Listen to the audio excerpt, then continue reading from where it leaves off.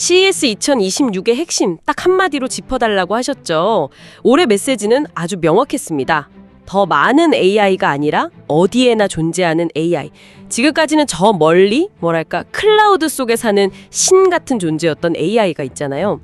이게 이제 우리 집 거실, 차고, 심지어 책상 위까지 내려오고 있다는 이야기인데요. 오늘 저희는 그 최전선에 있는 기업들의 발표 자료를 바탕으로 이 거대한 변화의 실체가 뭔지 한번 깊이 파고 들어보겠습니다. 네, 오늘 저희 목표는 그냥 어떤 신제품이 나왔다, 이걸 나열하는 게 아니거든요. AMD, 엔비디아 같은 정말 거대 기술 기업부터 LG, AS처럼 우리에게 친숙한 브랜드까지 이들이 그리는 미래의 청사진이 어떻게 다른지, 또 그 기술적인 접근법의 미묘한 차이를 비교하면서 핵심을 짚어볼 겁니다. 이 복잡한 기술 흐름 속에서 청취자분께서 그래서 이게 내 삶을 어떻게 바꾸는 거지?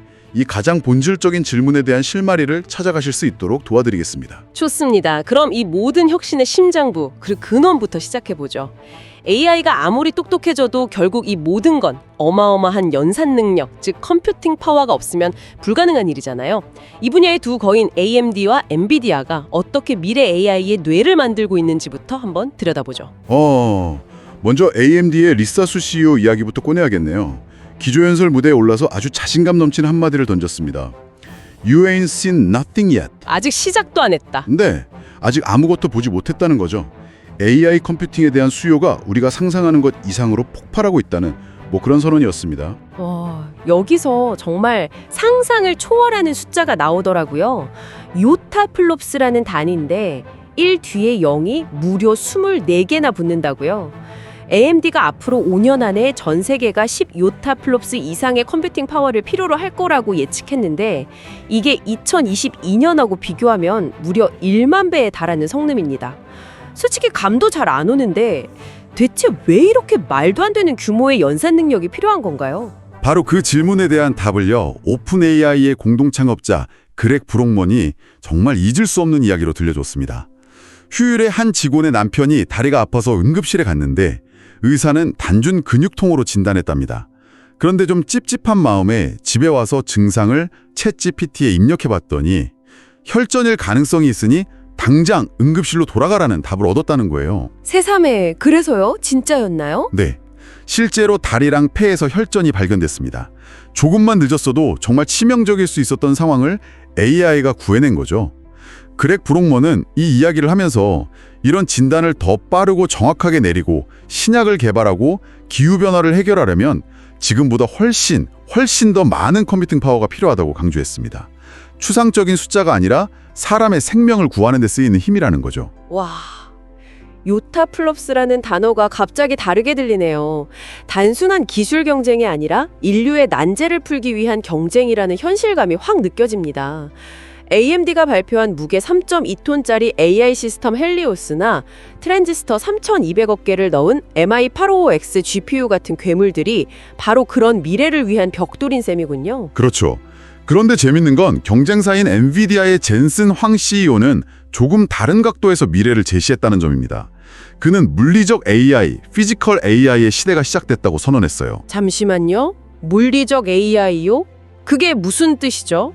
AI가 언어나 이미지를 이해하는 걸 넘어서 이제는 물리 법칙을 이해하기 시작했다는 건가요? 중력이나 마찰 같은 것들 말이에요. 와, 바로 그겁니다. 정확해요.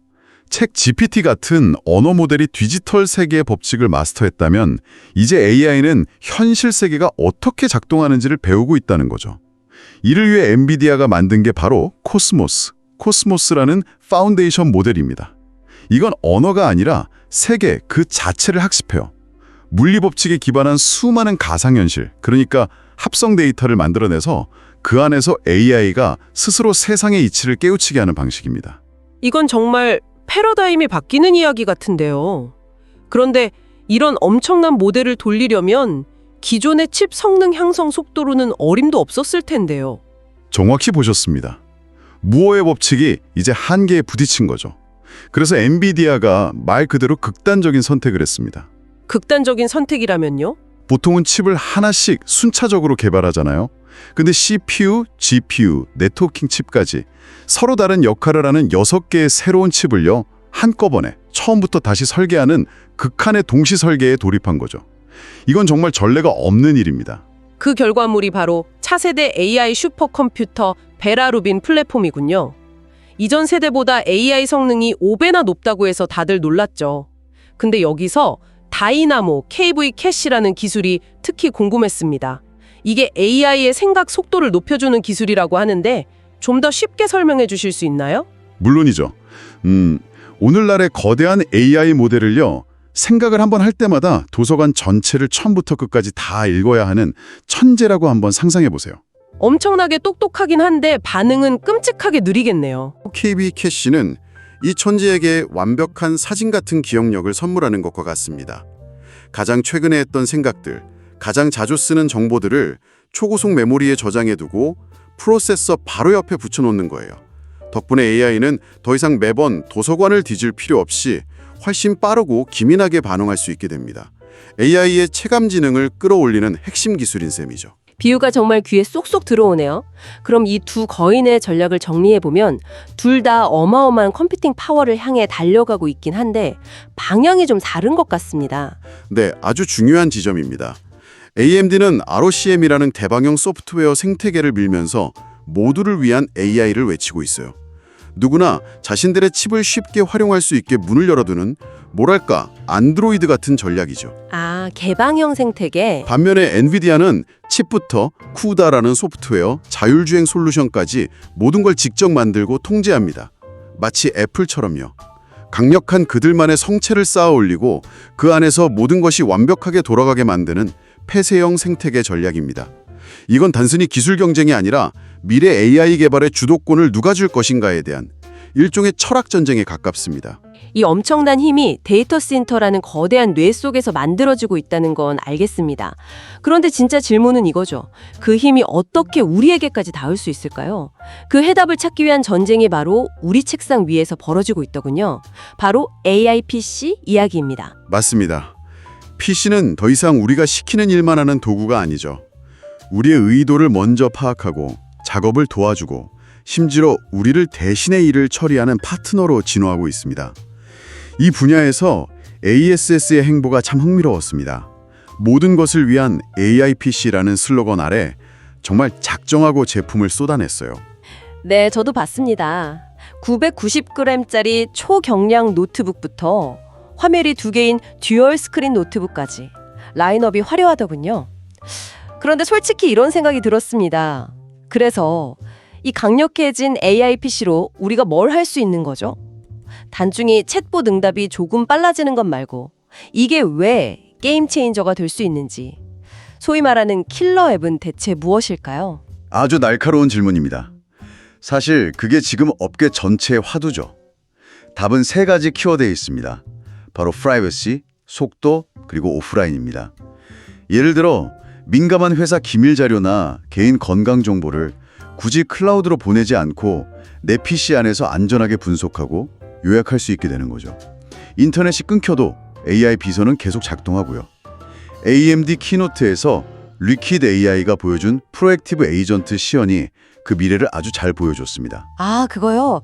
사용자가 다른 중요한 일에 집중하는 동안 AI 에이전트가 대신 화상회의에 참석해서 실시간으로 내용을 요약하고 끝난 뒤에는 후속 조치 이메일 초안까지 작성해주던 바로 그 장면이요. 그렇습니다. 우리가 PC를 사용하는 시대에서 PC가 우리를 보조하는 시대로 넘어가는 겁니다. 하지만 여기서 한 발 더 나아가야 해요. 지금 PC 시장은 인텔, AMD 그리고 모바일의 강자였던 퀄컴까지 뛰어들었거든요. 그야말로 삼국지 시대가 열린 거죠. 퀄컴의 스냅드래곤 X 엘리트 칩이 보여준 전력 효율성은 정말 인상적이었죠. 이제는 단순히 성능 경쟁을 넘어 누가 더 똑똑하고 유용한 AI 경험을 제공하는가의 싸움이 시작된 겁니다. 그런 개발자들을 위한 무기도 등장했더군요. AMD가 발표한 Ryzen AI Hello라는 작은 개발용 시스템이요. 손바닥만한 크기인데도 인터넷 연결 없이 2000억 개 파라미터짜리 거대 언어 모델을 돌릴 수 있다니 이걸로 어떤 새로운 AI 애플리케이션들이 태어날지 정말 기대됩니다. 맞습니다. 심지어 에이수스가 내놓은 UGN300이라는 작은 USB 스틱은요. 그냥 꽂기만 하면 초당 40조 번의 AI 연산 성능, 그러니까 40톱스를 추가해 줍니다. AI의 힘이 점점 더 작고 접근하기 쉬운 형태로 우리 곁에 다가오고 있다는 상징적인 제품이죠. 자, 그럼 이제 책상을 떠나서 우리 삶의 가장 중요한 공간, 집과 자동차로 시선을 옮겨보죠. 클라우드와 PC의 AI가 이제는 우리 일상 속으로 직접 스며들기 시작했습니다. 이 분야에서는 LG와 엔비디아의 비전이 특히 돋보였어요. LG는 공감지능이라는 아주 따뜻한 개념을 들고 나왔습니다. 기술이 우리를 이해하고 우리 기분에 공감하고 우리를 더 배려하게 만들겠다는 거죠. 그리고 그 최종 목표는 노동 제로 홈, Zero Labor Home입니다. 말 그대로 집안일로부터 우리를 완전히 해방시켜주겠다는 아주 담대한 비전입니다. 아닐까요? 정말 전곡을 찌르는 지적이네요. LG도 그 점을 정확히 알고 있었던 것 같습니다. 이번에 달랐던 점은 바로 움직이는 컨트롤 타워의 등장이었습니다. 바로 홈로봇 클로이죠. 이건 단순히 명령을 듣는 스피커가 아니라 집안 곳곳을 스스로 돌아다니면서 상황을 파악하고 다른 가전들을 지휘하는 일종의 현장 감독관 같은 역할을 합니다. 예를 들어 클로이가 거실 공기가 탁한 걸 감지하면 스스로 공기청정기를 작동시키고 사용자가 귀가하는 시간에 맞춰 미리 에어컨을 켜놓는 식이죠. 가전제품들도 그냥 명령을 기다리는 게 아니라 스스로 생각하는 에이전트 가전으로 바뀐다는 개념도 흥미로웠습니다. 네, 제가 살면서 토스트를 하도 태워 먹어서 그런지 오븐 사례가 특히 기억에 남더군요.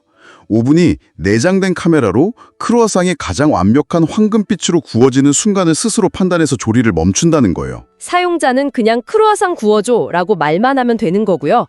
이런 작은 디테일들이 모여서 가사노동에 대한 정신적 부담을 덜어주는 겁니다. 그리고 LG의 비전은 집안에만 머물지 않고 자동차로까지 확장되더군요.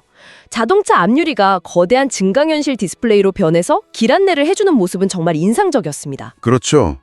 LG가 가전과 디스플레이에 대한 오랜 노하우를 바탕으로 집이라는 공간 전체에 AI를 녹여내는 접근을 하고 있다면 엔비디아는 완전히 다른 방식으로 우리 주변 환경을 바꾸려 하고 있습니다. 다시 젠슨 황의 물리적 AI 이야기로 돌아가야 하는데요. 이 기술이 가장 극적으로 실현되는 분야가 바로 자율주행입니다. 아, 그렇다면 LG가 집이라는 하드웨어 자체를 AI로 만드는 접근이라면 엔비디아는 자동차든 로봇이든 어디에나 심을 수 있는 범용 AI 두뇌를 만드는 것에 가깝다고 볼 수 있겠네요. 정확합니다. 엔비디아는 스스로 생각하고 추론하는 자율주행 AI 알파마요를 공개했습니다. 이 AI의 무서운 점은 훈련 방식에 있습니다. 실제 도로주행 데이터는 기본이고요. 앞서 말했던 코스모스 모델이 만들어낸 무한한 가상주행 상황, 즉 합성 데이터로 훈련을 받는다는 겁니다. 갑자기 어린아이가 튀어나오는 상황, 폭우 속에서 앞차가 미끄러지는 상황, 현실에서 데이터를 모으기 거의 불가능한 수억 가지의 돌발 변수에 대해 미리 학습을 마치는 거죠. 그야말로 현실을 초월한 운전 경험을 쌓는 셈이네요. 네.